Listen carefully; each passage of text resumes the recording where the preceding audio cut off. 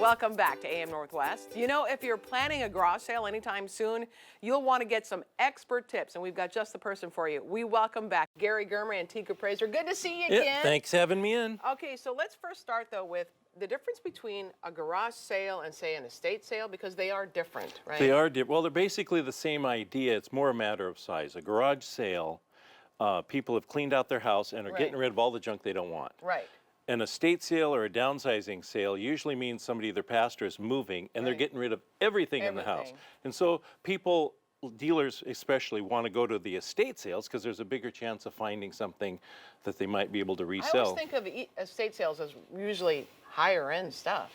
It can be, but it's all the stuff. It It's all isn't the just stuff. people are going to give away anyway. So if you're running a garage sale, don't advertise it as an estate sale. You'll get people mad at you. Good point. Yeah, Good point. and- Okay, so when you also talked to about setting up your sale to look like Nordstrom's. Yes, you want it to look as good as possible. Sure. There's a reason marketing department stores do what they do. And if you don't clean it, if you don't polish it, if you don't make it look good, why would someone pay any money for it? Oh, right. Okay. So you want it to look just as nice and presented, Clean and it then up. work for displays. Like here, it can be something simple like we did. I just have a couple of old boxes and we put a tablecloth on it, and you get risers as opposed to it just being a bunch of stuff flat on the table. Oh. Breaks your eye, makes it more interesting, and then as things sell, you keep fluffing it back up so it all looks fresh. Okay, and then let's talk about signage, because that's huge, I think. It is. When it comes to your marketing, about 80% of the people or more come to your sale because they saw the sign. Right. I don't believe in subtle signs. Yeah. You know, I had a gal that worked for me years ago. She'd do a whiteboard and do the thin blue line, and no one Oh, could yeah. read it. No. I want to be able to see it 3 blocks away Right. because, especially if you're coming off of a busy street into your neighborhood, Right. they need to make that decision way ahead. Yeah. And if they pass by, oftentimes they're not going to turn around and come back. So good signs that are consistent, just simple, don't put your life story on it, just estate sale, garage sale, whatever you're running, and an arrow, come this way, and it'll just bring them right people in. will drive by, and if they see something kind of even in the car, they'll stop. And in the middle of the sale, if things slow way down, you wonder why, Yeah. it means your signs have blown down. So send somebody out in the car, send your kid out in the car to go look at the signs and put them back up. You really do have experiences. Send the kid out to go look at the sign. All right, ads. Taking out ads are really important. Ads can be important, especially if you have an estate of some really great things, and it's so cheap.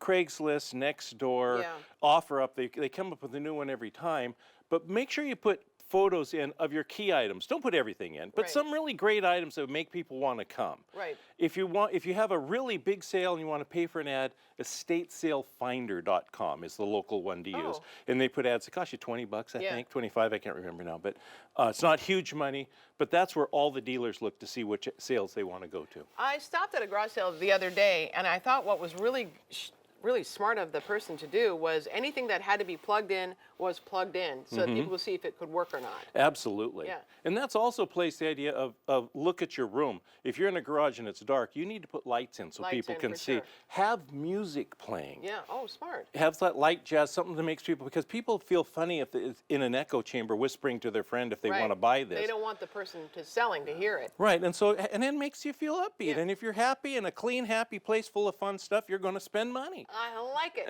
Bartering. What are your thoughts on bartering?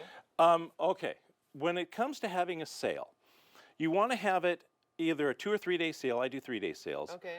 Thursday, Friday, Saturday, do not have your sale on a Sunday because the world has shifted. It used to be in mill towns, that was your weekend off. Now everyone works different hours.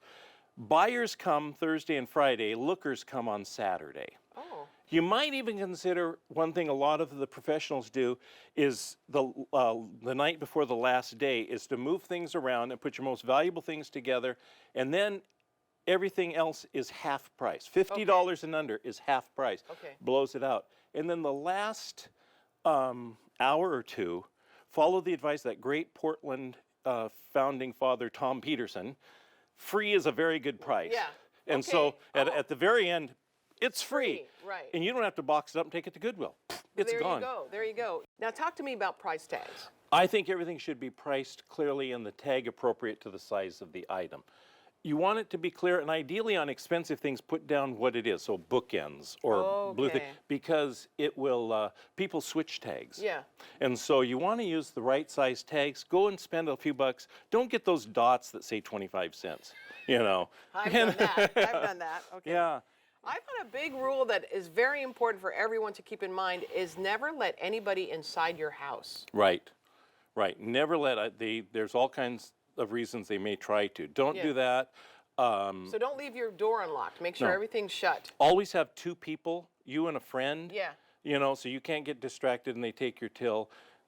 If you end up with a bunch of money, if noon or 1 o'clock you realize, take the bulk of the money, hide it in the house. Never have more than $100. Yeah. So And also you say though to have change for people. definitely have change. I always say don't price anything in less than 50 cents and in increments of 50 cents. That way, if you Okay. go half price, it's easy math.